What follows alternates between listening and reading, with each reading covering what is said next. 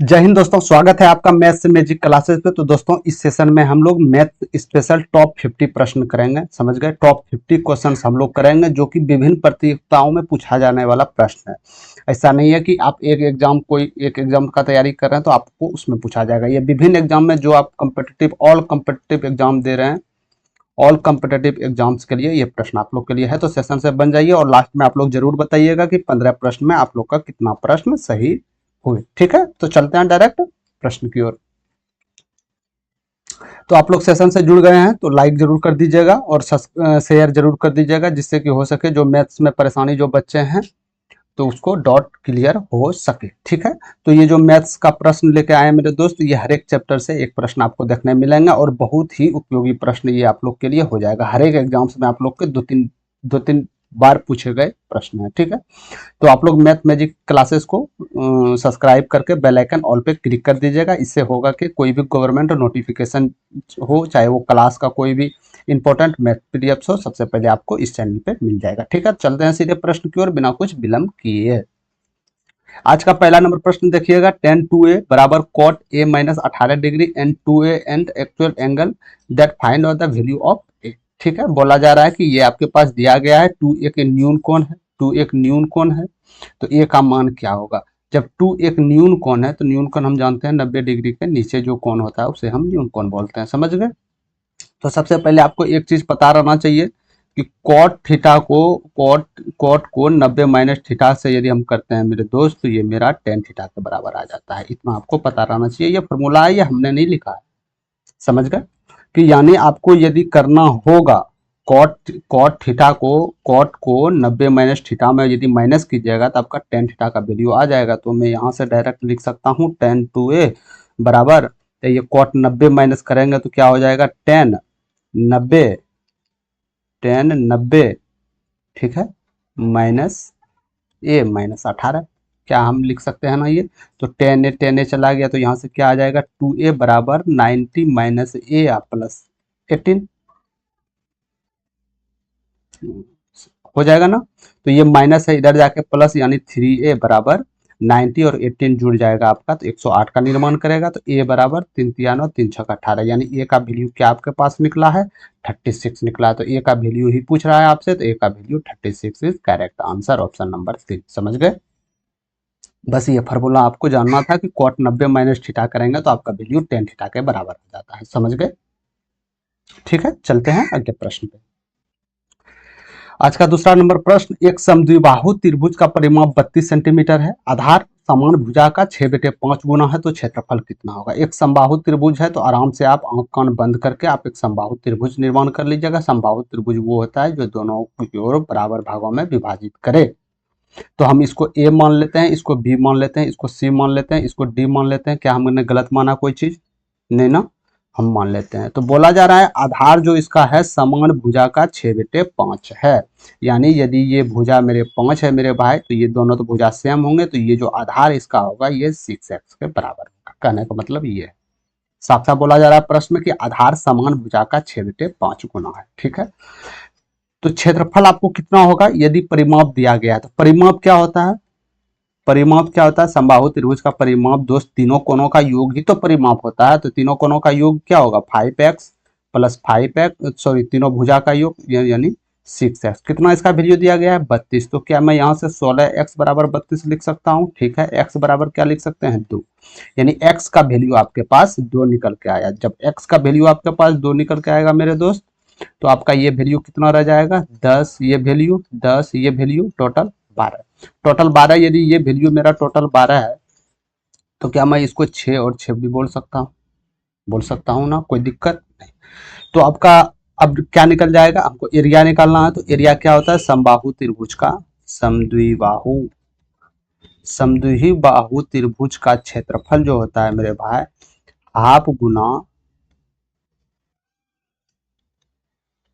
आधार गुना ऊंचाई, यही तो होता है, यही तो होता है ना।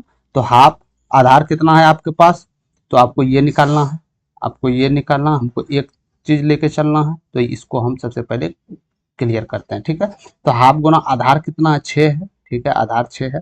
ऊंचाई कितना है, तो यानी ये आपका ऊंचाई होगा, यही तो आपका ऊंचाई होगा। तो ये ऊंचाई निकालने के लिए क्या करना होगा, कर्ण स्क्वायर में आधार स्क्वायर को माइनस करके रूट अंडर, यही होता है मेरे दोस्त, कर्ण स्क्वायर में आधार स्क्वायर प्लस लंब स्क्वायर का स्क्वायर कर दीजिएगा, तो यहाँ से रूट अंडर कर दीजिएगा तो के का वैल्यू निकल जाएगा। तो के का वैल्यू क्या निकल जाएगा, यहाँ से 8 निकल जाएगा। आप लोग करके देख लीजिएगा, यानी 100 में आप 36 माने होगा 64, 64 का रूट अंडर 8, यानी ऊंचाई क्या निकला, 8 निकला। तो यहाँ से आप कर सकते हैं 2 से 3 8 दिया। क्या हमने कुछ गलती की है कहीं, सॉरी हाफ गुना आधार, आधार आपको पूरे लिखना है मेरे दोस्त। ये तो हमने निकाला वैल्यू इसका ऊंचाई का, तो हाफ हो गया। आधार कितना है, तो 6 दूनी 12, यही तो आधार आपका टोटल है, 6 दूनी 12। ऊंचाई कितना है 8, तो 2 से 6 8 छक 48, यानी 48 आपका जो होगा सेंटीमीटर स्क्वायर, ये आपका एरिया होगा, यानी 48 centimetre square is area. Right answer option number B. समझ गए, यानी इसका एरिया जो होगा 48 सेंटीमीटर होगा। बस कुछ नहीं किया, हमको ये भुजा ज्ञात करने था, भुजा यदि निकल जाता तो हम एरिया निकाल सकते थे। ठीक है, ठीक है, इजी पे लेना है, ज्यादा डिफिकल्ट प्रश्न को नहीं बनाना है। ठीक है, और कोई भी चीज दिक्कत आ रहा है तो कमेंट सेक्शन में आप कर सकते हैं, उसका रिप्लाई आपको जस्ट मिल चुका होगा। ठीक, चलते हैं आगे की ओर। ये पार्टनरशिप का प्रश्न है, आप लोग कीजिएगा, विभिन्न एग्जाम में पूछे गए हैं। ठीक है, पी और क्यू क्रमशः 1400 रुपया और 1800 रुपया निवेश के साथ एक साझेदारी करते हैं, एक पार्टनरशिप करते हैं। वो व्यवसाय चलाने के लिए लाभ का आधा हिस्सा समान रूप से व्यतीत साझा करते हैं, मतलब जितना भी आपका लाभ, ये ए पी जो है 1400 रुपया इन्वेस्ट ये किया, 1800 रुपया क्यू इन्वेस्ट किया, इसका जो लाभ हो जाएगा मेरे दोस्त, इसका जो लाभ होगा, लाभ का आधा हिस्सा दोनों समान रूप में, जैसे मान के चलिए 2 लाभ हुआ था, एक एक बांट लिए। ठीक है, लाभ का आधा हिस्सा समान रूप में साझा करते हैं और शेष लाभ को अपने निवेशिक अनुपात में साझा करते हैं, यानी जो जो निवेश किए गए जितना मूलधन इसी के अनुपात में बांटते हैं। यदि उनका लाभ के हिस्से का अंतर 47 रुपये का अंतर है तो कुल लाभ कितना होगा ये आपको बताना। ठीक है, तो पी क्यू कितना इन्वेस्ट किया, हम रेशियो में यदि लिखना चाहिए तो क्या मैं बोल सकता हूँ 7x और 9x, यही तो होगा इन्वेस्टिंग। ठीक है, ये 2 से 2 इसको मुड़ाते हैं तो 7 9, यहाँ से ये मेरा रेशियो चले आया 7x इंटू 9x। समझ में आ गया, तो क्या मैं यहाँ से टोटल प्रॉफिट बता सकता हूँ, टोटल प्रॉफिट क्या जरूर बता सकता हूँ, 9 और 7 16x। ठीक है, यानी मूलधन आपका 16 इन्वेस्ट किया था, जो x होगा ये लाभ में आपका जाएगा। ठीक है, यहाँ तक कोई दिक्कत नहीं, समझ में आ गया। ठीक है, चलते हैं आगे की ओर। तो यहां से ये बोला गया था मेरे दोस्त, यानी 16x तो इसका कुल इसका प्रॉफिट होगा, प्रॉफिट होगा कि नहीं होगा, यानी 16x में आधा, ये तो मेरा कुल प्रॉफिट हो गया। तो कुल प्रॉफिट में आधा हिस्सा, तो कुल प्रॉफिट में आधा कितना है 8x है, 8x में पी क्यू आधा अदा करेगा, यानी हम बोल सकते हैं कि ये यदि 4x लिया तो ये 4x लेगा। यहां तक किसी को कोई दिक्कत, यहां तक किसी को कोई दिक्कत नहीं होनी चाहिए। ठीक है, यानी कि टोटल लाभ में, यही तो मेरा टोटल लाभ निकला, टोटल लाभ का आधा हिस्सा दोनों समान रूप से साझा करते हैं, तो समान रूप से आधा हिस्सा, आधा जो प्रॉफिट हुए साझा कर लिया। अब आपके पास कितना बचा है, 8x बचा है, यदि 8x चला गया तो 8x, तो 8x आपको जितना निवेशित किया गया था इसके आधार पर बांटना है, यानी 7 यदि ये इन्वेस्ट किया था, ये 9 किया था, तो इसके अनुसार से बांटना है।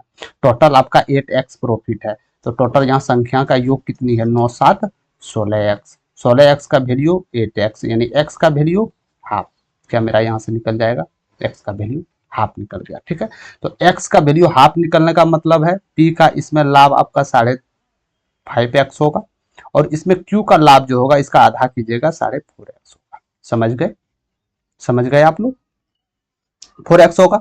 तो क्या आपका लाभ इसमें जुटेगा, जी जरूर जुटेगा, यानी 3.5 इसमें चले जाएगा और 4.5 इसमें चले आएगा। तो टोटल लाभ दोनों का क्या हुआ, तो यहाँ से आप 7.5x देख सकते हैं, यहाँ से आप 8.5x देख सकते हैं। समझ गए, समझ गए, ठीक है, यहाँ तक कोई दिक्कत नहीं।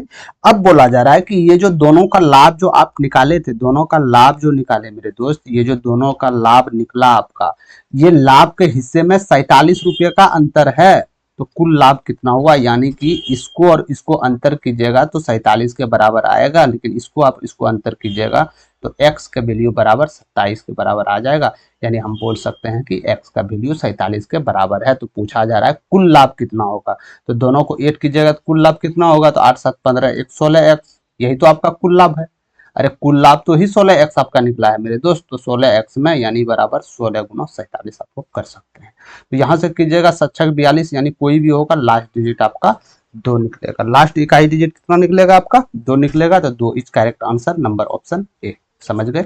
यानी करेक्ट ऑप्शन नंबर आपका ए हो जाएगा 752 रुपये। समझ गए? 752 रुपये। अब इसमें आपको क्या परेशानी आ रहा होगा? आपको परेशानी ये आ रहा होगा कि यहाँ हम ये किए थे, तो इसका मेरा टोटल ये कितना प्रॉफिट निकलेगा ना।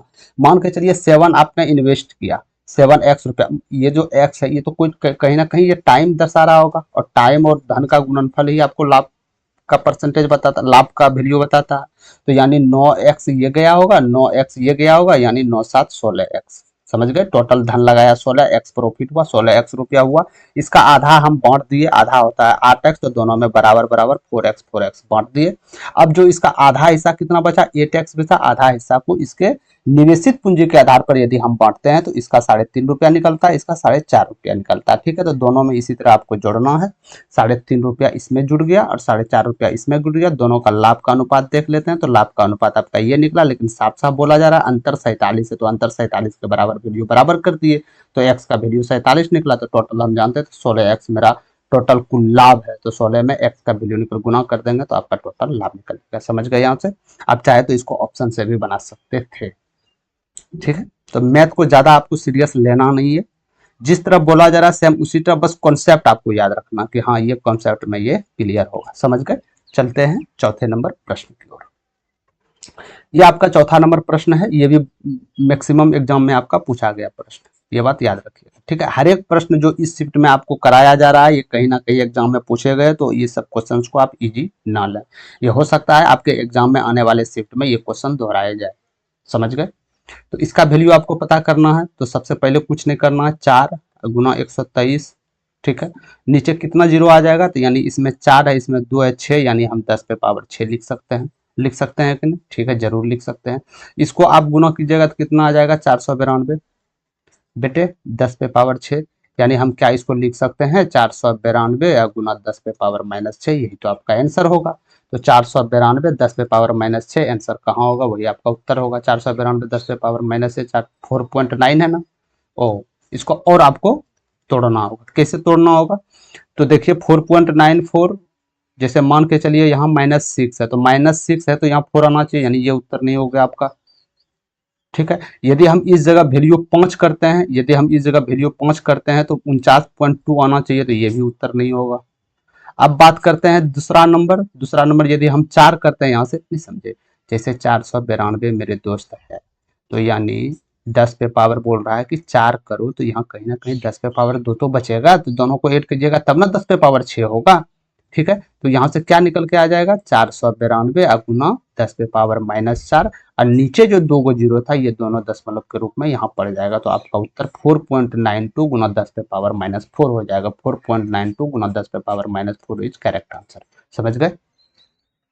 ठीक है, तो कुछ नहीं करना, सबसे पहले गुना करके नीचे कितना अंक के बाद दशमलव है उसके उतने अंक के बाद आपका दशमलव हो जाएगा। ठीक है, तो आपका उत्तर एक्चुअली निकला ये, लेकिन ये उत्तर आपके ऑप्शन में नहीं है, तो इससे घबराना नहीं है। यहाँ से इसको प्रक्रिया करके नीचे जितना भी है इसको देख के आप देख सकते हैं। ठीक है, ऑप्शन बाय ऑप्शन कर सकते थे। ठीक है, चलते हैं आगे प्रश्न की ओर।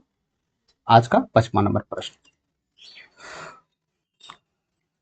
गीतिका साधारण ब्याज के एक निश्चित दर पर 2 वर्षों के लिए 20,000 रुपये राशि उधार लेती है। ठीक है, यदि उसने अवधि के अंत में 4,000 रुपये का ब्याज दिया तो प्रति वर्ष ब्याज की दर ज्ञात कीजिए, क्या होगा? एक गतिका थी, इसने साधारण ब्याज यानी सिंपल इंटरेस्ट के तौर पे एक मूलधन लिया था। कितना लिया था? 20,000 रुपया ये उधार लिए थे। ठीक है, कुछ कारण बस लिए होंगे, 20,000 रुपया उधार लिए, और ये 2 साल के लिए लिए थे। ठीक है, 2 साल के लिए लिए थे। हमको इंटरेस्ट मालूम नहीं है कितना है, लेकिन हमको इतना जरूर पता है मेरे भाई कि इसका इंटरेस्ट टोटल 4,000 रुपया इसको देना पड़ा। 20,000 रुपया लिया, यानी ब्याज के रूप में इसको 4,000 रुपया देना पड़ा। तो क्या मैं बता सकता हूँ कि इसका सिंपल इंटरेस्ट परसेंटेज में कितना हो जाएगा? तो सिंपल इंटरेस्ट निकालने के लिए आप क्या करते हैं? ब्याज बेटे मूलधन गुना 100, यही तो करते हैं आप। सिंपल इंटरेस्ट साधारण ब्याज निकालने के लिए क्या करते हैं? ब्याज बेटे मूलधन गुना 100। तो यहाँ से आप इसको हटा सकते हैं 4 से 5, यानी आप बोल सकते हैं कि सिंपल इंटरेस्ट इसका 20% आ गया। आप बोल सकते हैं ना कि सिंपल इंटरेस्ट इसका कितना परसेंट निकल गया आपके पास? 20% निकला। सिंपल इंटरेस्ट यानी साधारण ब्याज। और सिंपल इंटरेस्ट क्या होता है? रेट और टाइम का गुणनफल भी तो होता है, सिंपल इंटरेस्ट यही तो होता है। ठीक है, तो सिंपल इंटरेस्ट कितना रखा गया आपके पास, 20% रखा गया है। रेट कितना रखा गया हमको निकालना है। टाइम आपके पास कितना है, 2 साल का है, तो 2 से यहाँ से कीजिएगा तो 10 हो गया, यानी रेट आपका 10% इज करेक्ट आंसर निकल गया। समझ गए यहाँ से, तो रेट आपका 10% निकल गया। ठीक है, बताइए इसमें क्या दिक्कत था, बताइए इसमें क्या दिक्कत आपको लगा।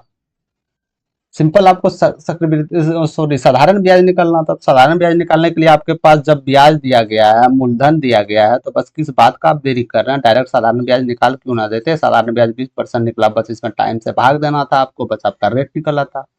ठीक है, इसको समझाने के लिए हम यहाँ लिखे हैं, बाकी बात इतना करना था, इसको डायरेक्ट 2 से भाग देके आप 10 दे सकते थे। समझ गए, चलते हैं आगे प्रश्न की ओर। छठा नंबर प्रश्न को ध्यान से देखिएगा। इस प्रश्न को जितना आप लोग सोचते हैं, जितना आप लोग गहराई में जाके बनाते हैं, उतना बनाना पड़ता नहीं। ठीक है, लेकिन आप लोग बना लेते हैं, इसका बात कुछ अलग है।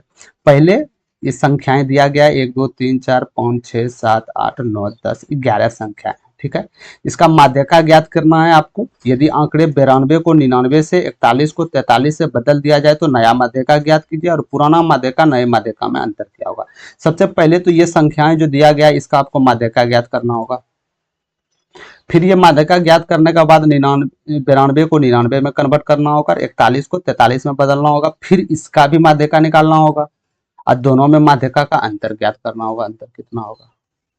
तो माध्यका क्या होता है, सबसे पहले तो आपको ये जानना होगा माध्यका होता आखिर क्या है।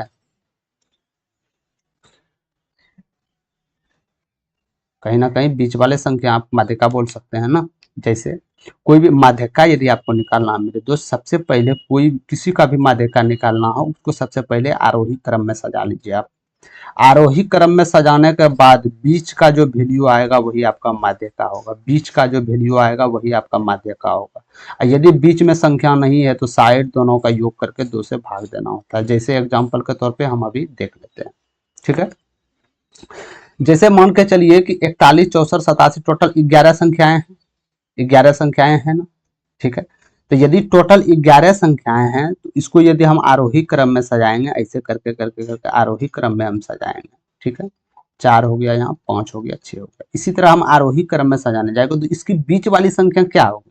टोटल 11 संख्या है मेरे दोस्त, क्या मैं बोल सकता हूँ 5 इधर होगा, 5 इधर होगा, 10, और बीच वाला जो छठा संख्या होगा आपका 11 का निर्माण करेगा। समझ गए, यानी आरोही क्रम में जो छठा पद होगा वही आपका माध्यका होगा, टोटल 11 संख्या में। तो इसको आरोही क्रम में छठा नंबर क्या होगा वही आपका माध्यका होगा, वही आपका माध्यका होगा। तो आरोही क्रम में छठा नंबर क्या होगा, सबसे पहले छोटा इसमें कौन है, सबसे छोटा आपका 33 है। इसके बाद वाला अंक क्या है, 35 है।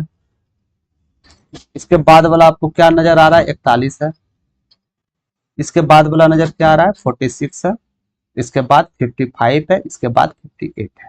क्या ये छठी संख्या है, क्या 58 छठी संख्या है, तो 1 2 3 4 5 6 जी छठी संख्या है। तो इसके लिए माध्य आपका ये हो जाए। ठीक है, पूरा आपको लिखना नहीं है, पूरा इसको करना नहीं है, आरोही क्रम में सजा के फिर करना है। हमको टोटल 6 तक चाहिए था आरोही क्रम में, टोटल हम 6 तक ही लिखेंगे।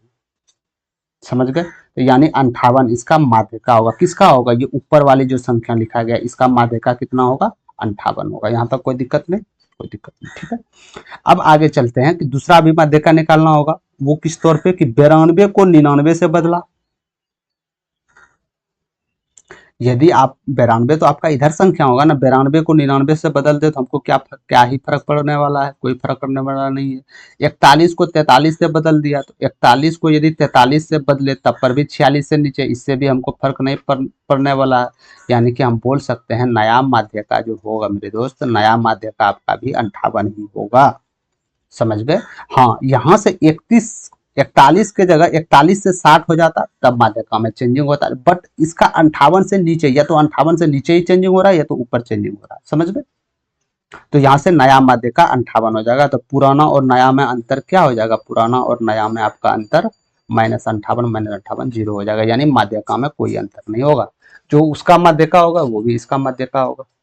ठीक है, कोई दिक्कत नहीं है। सबसे पहले माध्यिका निकालने के लिए आपको ये ज्ञात होना चाहिए कि सबसे पहले आरोही क्रम में सजाए हम, फिर बीच वाली संख्या वही आपका माध्यिका होगा। ठीक है, 11 संख्या था तो हम समझ इतना तो हम समझ गए कि 5 इधर होगा 5 इधर होगा, यानी एक जो बीच वाला छठा संख्या जो होगा वही आपका माध्यिका होगा। बस आरोही क्रम में हम छठा संख्या निकाल लिए, यही तो किए हम। क्यों हम संख्या लिखने जाए, क्यों हम सबको आरोही क्रम में सजाएंगे फिर उसके नीचे वाले को बदलेंगे, इतना टाइम होता नहीं है आपके पास। समझ गए। चलते हैं आगे प्रश्न की ओर। 7वां नंबर प्रश्न, यदि एक अलमारी के विक्रय मूल्य को दुगुना कर दिया जाए तो लाभ 3 गुना हो जाता है, तो प्रारंभिक लाभ प्रतिशत क्या होगा ये आपको बताना है। एक अलमारी का विक्रय मूल्य दुगुना कर दिया, तो सबसे पहले क्रय मूल्य होगा तभी तो विक्रय मूल्य होगा। क्रय मूल्य हम मान लिए 100 रुपया, कि अलमारी का मूल्य 100 रुपया था। ठीक है, इसका अंकित मूल्य कुछ होगा, होगा ना, इसका अंकित मूल्य कुछ होगा ना। ठीक है, अंकित मूल्य कुछ एक्स मान लिया। समझ गए, यानी क्रय मूल्य से जो मैक्सिमम प्राइस रेटिंग के लिए देता है उसे ही हम अंकित मूल्य बोलते हैं। ठीक है, और अंकित मूल्य से जो छूट देके बनता है उसे ही विक्रय मूल्य बोलते हैं। तो साफ बोला गया है विक्रय मूल्य का दोगुना किया जाए। यदि एक अलमारी विक्रय मूल्य का दोगुना कर दिया जाए तो लाभ 3 गुना हो जाता है। तो विक्रय मूल्य का यदि दोगुना कर दिया जाए तो लाभ 3 गुना हो जाता है, यानी कोई भी वस्तु 100 रुपया में खरीदे तो 3 गुना प्रॉफिट कब होगा, जब उसको 400 रुपया में बेचा जाए। क्या आप ये मानते हैं? नहीं समझे। देखिए, कोई वस्तु को 100 रुपया में हम बेचे, यहाँ तो आप समझ गए कि 100 रुपया में कोई वस्तु को हम खरीदे, यानी ये मेरा क्रय मूल्य है। ठीक है, इसने मूल्य को दुगुना कर दिया। हम नहीं समझ में नहीं आ रहा था कि विक्रय मूल्य मेरे पास क्या है, हमको ये नहीं पता है कि विक्रय मूल्य मेरे पास क्या है, लेकिन ये साफ बोला जा रहा है कि विक्रय मूल्य को दुगुना किया जा रहा है। विक्रय मूल्य को दुगुना कर दिया जाए तो लाभ 3 गुना हो रहा है, यानी 100 रुपया में जो वस्तु ये लिया था वो 400 रुपया में बेचेगा, तभी तो इसका 3 गुना आपका लाभ हो जाएगा। 3 गुना लाभ तो तभी तो उसको 400, कोई भी वस्तु 100 रुपया में आप खरीदे और उसको आप 400 रुपया में बेचिएगा, तभी तो आप बोल सकते हैं 300 रुपया आपका प्रॉफिट हुआ। तो विक्रय मूल्य से ये दुगुना राशि आप ऐड किए थे, आपको ये पता रहनी चाहिए कि दुगुना राशि, ये विक्रय मूल्य जो था इसका दुगुना ना आप किए थे, तो ये आपका विक्रय मूल्य क्या हो जाएगा, यानी ये इसका आधा हो जाएगा, यानी ये 200 हो जाएगा। अब बोला जा रहा है कि प्रारंभिक लाभ परसेंट क्या था, जो प्रारंभिक आपका विक्रय मूल्य था, प्रारंभिक क्रय मूल्य था, इसका लाभ परसेंट क्या था। सिंपल है, 100 को 200 में बेच रहे हैं तो आपका 100% प्रॉफिट होगा, यानी 100% is correct answer, option number D. समझ गए। ठीक है, कोई दिक्कत नहीं था इसमें, सिर्फ आपको विक्रय मूल्य को दोगुना करना था। ये आपका विक्रय मूल्य पहले वाला था, इसका हम दोगुना कर दिए। हम साफ साफ बोला जा रहा है 3 गुना लाभ हो रहा है, 3 गुना लाभ होगा तो 400 में बेचना होगा, बस इससे ये वीडियो आपका निकल जाएगा। समझ गए। इसी तरह डेली आपका 15 प्रश्न चलेंगे और 15 प्रश्न अति महत्वपूर्ण प्रश्न आप लोग के लिए होंगे। ठीक है, जो कि हर एक एग्जाम में पूछे जाएंगे, और मेरा ये उद्देश्य इसमें रहा कि हर एक चैप्टर से आपका एक एक क्वेश्चन आ जाए। समझ गए, हर एक चैप्टर से।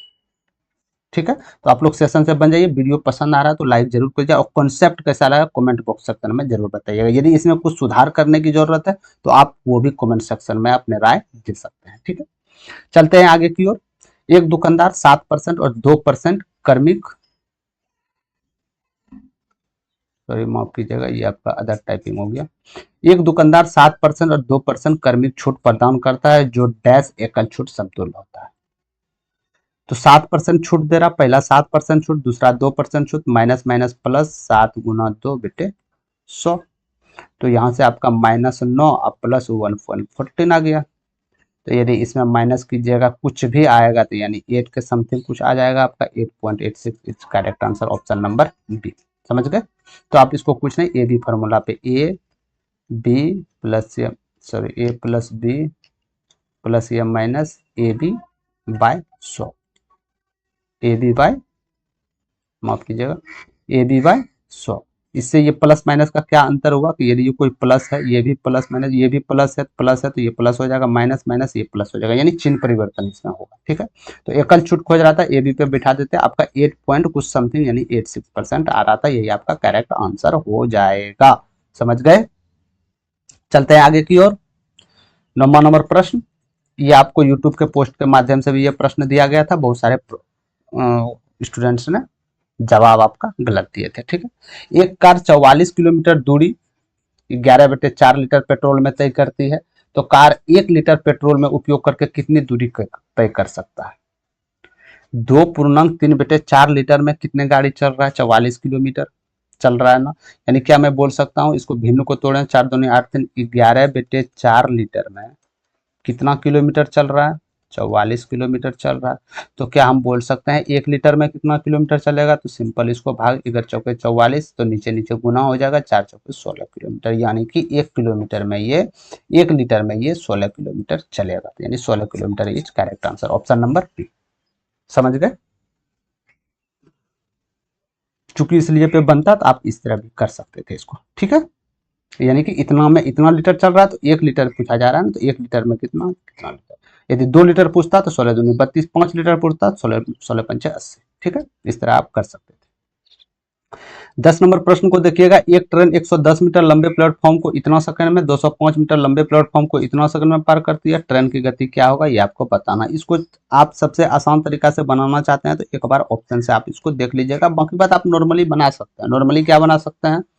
नॉर्मली ये आप कर सकते हैं कि ट्रेन की लंबाई आपको एक्स मानना पड़ेगा, ठीक है। तो जानते हैं कोई भी ट्रेन एक दूसरे क्रॉस करेगी तो लंबाई तो जुटेगा, 110 मीटर हो जाएगा, तो ये 13.5, ये इसका चाल निकल गया, और ये चाल आपका बराबर आ जाएगा 205/18.25। बस इसको सॉल्व कर लीजिएगा, एक्स का वैल्यू निकल जाएगा, बस ये दोनों दोनों को इसके भाग दे दीजिएगा तो आपको किलोमीटर निकल जाएगा। समझ गए? एक तो आप समझ गए, इस तरफ बन सकता है। दूसरा नंबर ऑप्शन से देख लेते हैं। सबसे पहले हम देखना, ट्रेन की गति पूछा गया तो इसका मतलब कि उसमें ट्रेन की गति दिया होगा। ट्रेन की गति पहला नंबर ऑप्शन रखते हैं तो 36 किलोमीटर पर घंटा। इसको हम मीटर पर सेकंड में, क्योंकि सब मीटर और सेकंड में है तो इसको मीटर पर सेकंड में बदलते हैं, तो हम बोल सकते हैं 10 मीटर पर सेकंड। बोल सकते हैं ना 10 मीटर पर सेकंड। तो 10 मीटर पर सेकंड की गति से जाएगा तो 13.5 सेकंड में कितना किलोमीटर दूरी तय करेगा ये? 13.5 में कितना किलोमीटर, यानी 135 मीटर। 135 मीटर मेरा टोटल क्या निकला? 135 मीटर टोटल ट्रेन की लंबाई निकला, जिसमें प्लेटफॉर्म की लंबाई कितना है? टोटल ट्रेन की लंबाई प्लेटफॉर्म की लंबाई तो जुटा होगा, तो इसमें 110 प्लेटफॉर्म की लंबाई है, यानी 5 ये 2, 25 मीटर इसके अनुसार ट्रेन की लंबाई निकल रहा है। कितना निकल रहा है ट्रेन की लंबाई इसके अनुसार? 25 मीटर निकल रहा है, ठीक है। 25 मीटर निकल रहा है। तो अब हमको प्रूव करना है क्या ये मेरा ऑप्शन सही था, तो अब दूसरी जो ट्रेन क्रॉस कर रही है उसमें आप इसको सेटिस्फाई करवा सकते हैं। जैसे 25 मीटर ट्रेन की लंबाई था, 25 मीटर ट्रेन की, इसको 25 205 जोड़ेंगे तो कितना आ जाएगा? 230 आ जाएगा ना। 230 को 18.25 से भाग दीजिए तो आपका वैल्यू कितना आना चाहिए? तो आपका वैल्यू आना चाहिए 10 मीटर पर सेकंड। यही ना, चाल ही तो आना चाहिए। या तो आप इसका इतना गति में से यदि आपको स्पीड को इसमें दीजिएगा तो आपको कितना आना चाहिए? 23 सेकंड आना चाहिए, बट यहाँ है कितना? 18.25 सेकंड, यानी ये आपका ऑप्शन सही नहीं है। ये आपका ऑप्शन सही नहीं है, तो यानी ये ऑप्शन नहीं हो सकता है। समझ गए? बस एक बार ऑप्शन को निर्धारित करने में आपको समय लगेगा, बाकी बात दूसरा ऑप्शन खुद बाय खुद उसी तरह आप रख सकते हैं। जैसे 72 को रखते हैं तो 72 को मीटर पर सेकंड में, ये मीटर पर सेकंड में बदलेंगे तो क्या हो जाएगा? 5/18 से उसको गुना करना पड़ेगा, तो यानी 20 मीटर पर सेकंड। तो ये 20 मीटर पर सेकंड में तो ये गति है, तो ये 13.5 में कितना मीटर टोटल डिस्टेंस क्या हो जाएगा इसका? तो इसका हो जाएगा ना, इसमें हो जाएगा 0.7 270। क्या 270 मीटर हो जाएगा? तो ये 270 मीटर क्या है? ट्रेन और प्लेटफॉर्म की दोनों की लंबाई है। तो इसमें प्लेटफॉर्म की लंबाई आपका दिया गया है कितना? 110। तो हम यहाँ बता सकते हैं कि 160 मीटर ट्रेन की लंबाई होगी। 160 मीटर ट्रेन की लंबाई, समझ गए? यहाँ से 160 मीटर यदि ट्रेन से लंबाई होगी तो इसको आपको सेटिस्फाई करना होगा। सेटिस्फाई करने के लिए फिर आपको इसमें जाना होगा, तो यानी इसका प्लेटफॉर्म की लंबाई 205, यानी 205, सॉरी 205 प्लस 160 और बेटे 18.25 कीजिए, या तो इसमें आप 20 से भाग दीजिए, ठीक है। क्योंकि हम जानते हैं कुल दूरी बेटे कुल चार्ज समय का निर्माण करता है, तो यहाँ से आपका 5 हो जाएगा, यहाँ 6 हो जाएगा, 365/20 हो जाएगा। तो आप 2 से इसको उड़ा सकते हैं। हाँ, 2 से इसको आप पहले ले जाइए, 2 होगा, 2 8 16, 2 2 4, 2 5 10, यानी कि फिर नीचे 10 आ जाएगा, इसको कीजिएगा तो 18.25 आ जाएगा। क्या ये मेरा प्रूव्ड हो रहा है? क्या मेरा ये समय प्रूव्ड हो रहा है? तो जी 100% प्रूव्ड हो जा रहा है। यानी आपका उत्तर जो होगा बी नंबर ऑप्शन होगा, 72 किलोमीटर पर आवर। समझ गए आप लोग? 72 किलोमीटर पर आवर आपका उत्तर होगा। ये ऐसा बना जाता है ऑप्शन से। ठीक है। तो आपको पहला नंबर ऑप्शन नहीं मिला, ये मत समझिए आपका लंबा होगा, ऐसा कुछ भी नहीं है। चाल दिया गया था, चाल को समय से गुना करेंगे तो हम जानते हैं ट्रेन और प्लेटफॉर्म की लंबाई का योग का निर्माण होगा लंबाई का, ठीक है। तो इसमें हमको पता चल गया 110 मीटर प्लेटफॉर्म की लंबाई है। तो यहाँ से हमको साफ पता चला कि ट्रेन की लंबाई 160 मीटर, चाहे ये ट्रेन क्रॉस करे या ये ट्रेन, दोनों ट्रेन सेम है, दोनों की लंबाई सेम हो जाएगी। बस इसको सेटिस्फाई करने के लिए हम इसमें देखें क्या हकीकत, ये 18.25 में ये 205 मीटर लंबे प्लेटफॉर्म को तय कर रहा है क्या, तो 100% कर रहा है, इसका मतलब चाल आपका सही है। ठीक है, तो इस तरह बनाया जाता है ऑप्शन से, समझ गए। ऑप्शन से बनाने का नियम है कि आपका जितना भी कॉम्प्लिकेटेड प्रश्न है उसको आप जल्दी सॉल्व कर सकते हैं, ये रहा ऑप्शन का नियम। चलते हैं आगे की ओर, थोड़ा सा पनीर पे चर्चा कर लेते हैं। लता घर पे 20 ग्राम पनीर बनाती है और प्रत्येक सुबह इसको बेचती है। 1 लीटर दूध से वो 200 ग्राम पनीर बनाती है। 1 लीटर दूध का मूल्य 40 रुपया है, तो वो प्रतिदिन पनीर के उत्पादन में कितनी धनराशि व्यय करती है, ये आपको बताना है। समझ गए, समझ गए, ठीक है। यानी 20 केजी पनीर बनाती है और प्रत्येक सुबह बेचती है। 1 लीटर दूध से 200 ग्राम पनीर बनती है, यानी 200 ग्राम आपको पनीर बनाने के लिए क्या मैं बोल सकता हूं कि 1 लीटर आपको दूध की आवश्यकता है। 200 ग्राम पनीर बनाने के लिए 1 लीटर दूध का आपको आवश्यकता पड़ता है ना। तो 20 केजी पनीर बनाने के लिए कितना किलो दूध की आवश्यकता होगी, यानी ये ग्राम में है तो आप इसको ग्राम में 220 किलो बराबर, इसके आगे 3 शून्य दे दीजिए, ये ग्राम में बदल गया ना। यानी हम जानते हैं कि 1 किलोग्राम जो होता है मेरे दोस्त 1000 ग्राम के बराबर हो जाता है। ठीक है, तो 20,000 का क्या, 20 किलो का क्या हो जाएगा, 20,000 ग्राम। ठीक है, इसका मूल्य कितना होगा, इसका मूल्य आपको कितना हो जाएगा, तो यानी 1/200 से यहाँ से कर सकते हैं ना, बिल्कुल बच्चे की तरह आप लोग को समझाना पड़ता है। तो ये 2 से 2 चले जाएगा, ये 2 से 100। क्या मैं बोल सकता हूँ कि 100 लीटर दूध चाहिए, क्या मैं बोल सकता हूँ कि 100 लीटर दूध चाहिए हमको, कितना, 20 केजी पनीर बनाने में कितना लीटर दूध, 100। यदि 1 लीटर दूध में 200 ग्राम पनीर बन रहा था तो आपको 100 लीटर दूध में 20,000 ग्राम पनीर बनेगा, ये आप करके देख लीजिएगा, समझ गए। तो कितना दूध लगा, दूध कितना लीटर लगा, 100 लीटर लगा, और 1 लीटर का मूल्य कितना था, 40 रुपया, तो 100 लीटर का मूल्य कितना हो जाएगा, तो आप आराम से बोल सकते हैं 4,000 रुपया। क्या होगा ना, 4,000 रुपया, 4,000 रुपया इज करेक्ट आंसर। यानी कि जो 20 किलो पनीर बनाती है, इसका जो जो भी इसका रुपया में होगा, 4,000 रुपया इसको मूल्य देना होगा, समझ गए। कोई दिक्कत नहीं था यहाँ से, बस चूंकि इसलिए था थोड़ा सा आपको दिमाग लगाना पड़ता। ठीक है, चलते हैं आगे प्रश्न की ओर। आज का 12 नंबर प्रश्न, आपको पता है कि टॉप 50 प्रश्न किए जाएंगे, समझ गए। टॉप 15 प्रश्न विभिन्न एग्जामों में पूछे हुए, चाहे वो एसएससी में हो, चाहे वो रेलवे में हो, चाहे वो बैंकिंग में हो, या ईटीसी डिफेंस या स्टेट जॉब जो भी हो, जहां आपका मैथ्स पूछे जाएंगे। मैथ्स बदलता नहीं है, जो आपका मैथ्स है वही रहता है, सिर्फ लैंग्वेज और आपके भाषा बदलते हैं सर, ठीक है, सिर्फ नंबर बदल जाते हैं। ये 446 है, इस जगह 5 और 15 इस जगह बदल सकता है, बाकी बात सब वही रहेगा। आपका घनाभ है तो थोड़ी है कि घनाभ को बोल रहा है तो उस जगह घनाभ दूसरा हो जाएगा, ऐसा कोई बात नहीं है, ठीक है। तो मैथ एक जगह है, तो मैथ आप लोग कहीं से भी प्रैक्टिस कीजिए, बट कीजिए, मैथ प्रैक्टिस का खेल है, यही आपको मेरिट तक लेके जाएगा। यदि एक घनाभ की लंबाई 4 सेंटीमीटर लंबाई दिया गया है ना, 4 सेंटीमीटर, चौड़ाई 46 सेंटीमीटर और आयतन इतना है, तो घनाभ की ऊंचाई क्या होगा। तो सबसे पहले घनाभ का आयतन आपको पता रहना चाहिए, घनाभ का आयतन आपको पता रहना चाहिए या नहीं रहना चाहिए। तो घनाभ का आयतन मेरे दोस्त हो जाता है लंबाई गुना चौड़ाई गुना ऊंचाई, ये घनाभ का आयतन होता है, समझ गए। लंबाई गुना चौड़ाई गुना ऊंचाई, ये घनाभ का आयतन होता है। तो लंबाई आपके पास क्या दिया गया था, 4 सेंटीमीटर, चौड़ाई क्या दिया गया था, 46 सेंटीमीटर, ऊंचाई क्या गया था, कुछ नहीं, ऊंचाई निकालना है। टोटल आयतन किसके बराबर है, 8832 के बराबर, समझ गए यहाँ से आप, ठीक है। तो इसको कुछ मत कीजिए, 4 से यदि आप इसको हटाते हैं तो 2 2 4 8 32, ये हो जाएगा ना। यानी h बराबर जो होगा आपका 2208/46, समझ गए। तो कोई भी, ये तो पूर्ण, जैसे ऑप्शन में देख रहे हैं ये तो पूर्ण बार में कट रहा है, कोई दशमलव नहीं आ रहा। तो क्या कोई भी संख्या का इकाई अंक जगह पे 6 है और जिसको वो भाग दे रहा है उसका इकाई अंक पे 8 है, तो कितनी बार में ये संख्या कटेगा इकाई डिजिट पे, ये आपको बताना है। तो 6 8 48, यानी 6 को यदि हम 8 बार में गुना करते हैं तो लास्ट 8 आता है। 6 को यदि आप लास्ट में 8 नहीं समझे, 46 का गुना 8 यदि हम करते हैं तो 8 48, लास्ट डिजिट इकाई डिजिट तो 8 आ रहा है, तो इकाई डिजिट 8 एक ही ऑप्शन में है ना, ऑप्शन नंबर सी, तो यही आपका उत्तर हो जाएगा। बताइए क्या दिक्कत है, बताइए क्या दिक्कत है, समझ गए? ठीक है। और यदि आप ऐसे भी सेटिस्फाई करना चाहते हैं तो 46 गुना आप 48 कर सकते हैं। ठीक है, तो आपका उत्तर निकल के आ जाएगा। सिंपल हम यहाँ से ये किए कि मेरे भाई कि ये भाग तो लगता, इतना तो हमको पता है कि ये इससे या इससे भाग देता तो एक पूर्ण संख्या तो मेरे पास आता। ये पूर्ण संख्या मेरे पास क्या होता है ये पता नहीं, लेकिन इकाई डिजिट पे क्या नंबर आएगा ये हमको पता चल जाएगा। तो यानी 6 को 18 बार में या तो 3 से गुना करके जाना पड़ेगा, या तो 8 से गुना करके, 8 छक 48, तो 3 तो ऑप्शन में एक है, एक 3 ऑप्शन में है, 43, एक 48, क्या 43 हो सकता है यहाँ से?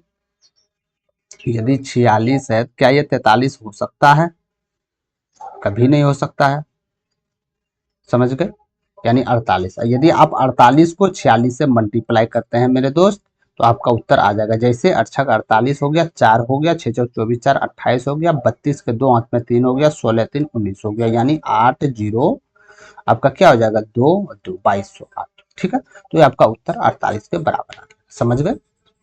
ठीक है, तो ये आप इसको 2 डिजिट चेक भी कर सकते हैं, 2 डिजिट 08 होता था। ठीक है, यानी ये इतना तो मेरा तय था उस ऑप्शन से किए, तो इतना तो मेरा तय था मेरे दोस्त कि ये ऑप्शन और ये ऑप्शन तो नहीं हो सकता है तो दोनों में कोई हो सकता है, तो वो 48 है। ठीक है, कैलकुलेशन तो आपका बचा, समझ गए? ये आपका 3D का प्रश्न था। चलते हैं आगे प्रश्न की ओर। 22 93 8 में कौन सी छोटी संख्या जोड़ी जानी चाहिए ताकि योग 7 से पूर्णतः विभक्त हो जाए?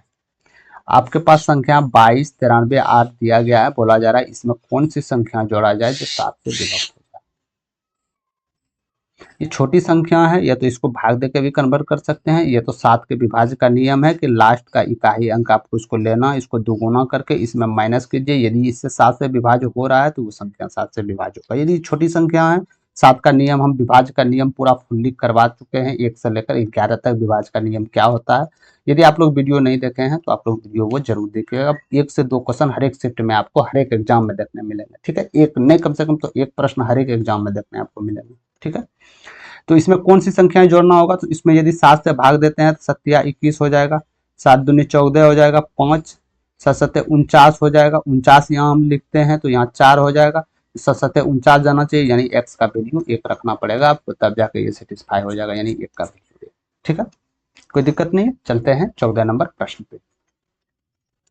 ए square plus B square plus C square, ये आप देख रहे होंगे, A square plus B square plus C square. ठीक है, तो क्या ये नीचे भी A square B square plus C square है? क्या इसका वैल्यू बराबर है? जी नहीं, यहाँ तो 0.06 है, तो यहाँ 0.006 है, तो इसको हमको इसमें लाने के लिए क्या करना पड़ेगा? क्या हम ये बोल सकते हैं 0.06 अब बेटे 10 के पावर होल स्क्वायर, क्या हम ये बोल सकते हैं? इसी तरह हम इसको भी लिख सकते होंगे 0.66 अब बेटे 10 के पावर स्क्वायर, क्या हम इसको भी उसी तरह लिख सकते हैं? जी जरूर लिख सकते हैं, 0.666 बेटे 10 पे पावर स्क्वायर। इससे हुआ क्या, इससे ये हो गया, इससे हमको पता पड़ गया। ठीक है, इससे हमको ये पता पड़ गया कि हम यदि इसमें दशमलव से देते हैं मेरे दोस्त, इसमें यदि हम भाग देते हैं इसको, तो आपका उत्तर इसके बराबर आ जाएगा। समझे, समझ गए आप लोग? ठीक है, तो यानी यहां से आपका जो भी होगा इसका स्क्वायर कीजिएगा तो ये तो 100 तो हो जाएगा, 100 हो जाएगा, 100 हो जाएगा ना, तो यहाँ से भी तो A square plus B square plus C square बेटे 100 हो जाएगा, तो यहाँ से ये कट जाएगा, यानी 1 बेटे 100 हो जाएगा, तो ये 100 ऊपर चला जाएगा, यानी उत्तर आपका 100 हो जाएगा। समझ गए, 100 इज करेक्ट आंसर। ठीक है, कहीं कोई दिक्कत नहीं है? ठीक, चलते हैं आगे प्रश्न की ओर। ठीक, आज का 15 नंबर और लास्ट प्रश्न है, आज का 15 नंबर और लास्ट प्रश्न है। ये बहुत वीवीआई प्रश्न, 15 जो महत्वपूर्ण प्रश्न है, जो एग्जाम से पूछेगा, ऐसा बात नहीं है कि जहां से मन किया वहां से आपको उठा के प्रश्न लेते आए, वो प्रश्न हम लेके आए हैं जहां ये 3 से 4 बार क्वेश्चंस बार बार पूछे गए हैं, वही प्रश्न हम उठा के लेके आए हैं। समझ गए आप लोग। तो हितेश अपने बेटे से 3 गुना बड़ा है। हितेश अपने बेटे यानी सन को बोलते हैं, इससे 3 गुना बड़ा था, यानी ये 3x है तो ये x बड़ा था। और उसकी बेटी अपने बेटे से 3 साल छोटी है, और उसकी बेटी को हम डॉटर लिख देते हैं, इससे 3 साल छोटी है, यानी x-3 बोल सकते हैं। किससे 3 साल? उसके बेटे से 3 साल छोटी है, तो बेटे का आयु उम्र x था, तो इसको x-3 हम बोल सकते हैं, क्योंकि साफ साफ बोला गया इससे 3 साल छोटी है। ठीक है। अगर तीन लोगों का उम्र का योग 3 साल पहले 123 था, 3 साल पहले मेरे दोस्त किसी का आयु 123 था, 3 साल पहले, ध्यान दीजिएगा, 3 साल पहले किसी का आयु 123 था, तो क्या मैं वर्तमान आयु बता सकता हूँ? 3 साल पहले 3 आदमी का योग इतना था, यानी 3 3 साल तीनों जुटेगा, वर्तमान आयु 3 3 6 3 9 साल, तो यानी 9 साल जुड़ जाएगा, ये मेरा वर्तमान आयु हो जाएगा। क्या आएगा कि नहीं? 132, बताइए आप। तो यानी मेरा टोटल वर्तमान आयु का योग कितना हो गया? 32, और वर्तमान आयु का रेशियो दिया गया है, तो वैल्यू इसके बराबर आपको करना होगा। तो यहाँ से कितना आ जाएगा? 3x 4x एक 5x -3 इक्वल टू 132। तो यहाँ से 5x बराबर 135 या x बराबर 27। क्या मेरे पास ये संख्या x का वैल्यू 27 निकल के आ गया? क्या x का वैल्यू 27 निकल के आ गया? जी हाँ, x का वैल्यू 27 निकल के आ गया। तो पूछा क्या जा रहा है? हितेश की वर्तमान आयु क्या है? तो हितेश की वर्तमान आयु क्या रखे थे? 3x। x का वैल्यू मेरे पास कितना निकला? 27। तो उम्र क्या हो जाएगा? 81। Is correct answer option number D. समझ गए आप लोग। बस कुछ नहीं करना था, इसका 3 गुना बोल रहा था, 3 गुना हम किए। ये भी बोल रहा था इसके बेटे से 3 साल छोटी है, तो हम इसको 3 साल माइनस कर दिए। अब बोला जा रहा है 3 साल पहले 123 उम्र था, 3 साल पहले तो हमको क्या लेना देना है यार? 3 साल पहले हमको तो वर्तमान चाहिए, यानी वर्तमान चाहिए, तो इसमें 9 साल जुटेगा, तो यानी 9 साल जुट के बाद वर्तमान आयु कितना? 132 निकला। तो वर्तमान आयु इसका रेशियो का, यदि इसको हम योग करेंगे और ये रेशियो दोनों तो बराबर ही आना चाहिए ना। समझ गए। तो ये था आज का आपका लास्ट प्रश्न। और यदि आपको इसका पीडीएफ चाहिए या कोई इसका नोटिफिकेशन चाहिए, तो आपको टेलीग्राम चैनल पे वहाँ हर एक क्लास का नोटिफिकेशन, हर एक जो भी चीज नोटिफिकेशन होता है, चाहे गवर्नमेंट के रिलेटेड हो या कोई भी रिलेटेड हो, वहां से आपका आ सकता है। ठीक है, समझ गए। आपको चैनल पसंद आ गया हो, सेशन पसंद आ गया हो, टॉप 15 प्रश्न थे मेरे दोस्त, इस प्रश्न को आप इजिली ना लें, इजिली ना लें। ये मेरिट का क्वेश्चन है, ये बात याद रखिएगा। ये मेरिट का प्रश्न है, ये मेरिट का प्रश्न है। जो इसको कीजिएगा तो आपका 1 नंबर क्या, 50,000 स्टूडेंट में आपका नंबर ऊपर आएगा। समझ गए आप। तो आपको सेशन पसंद गया होगा तो लाइक कर दीजिएगा।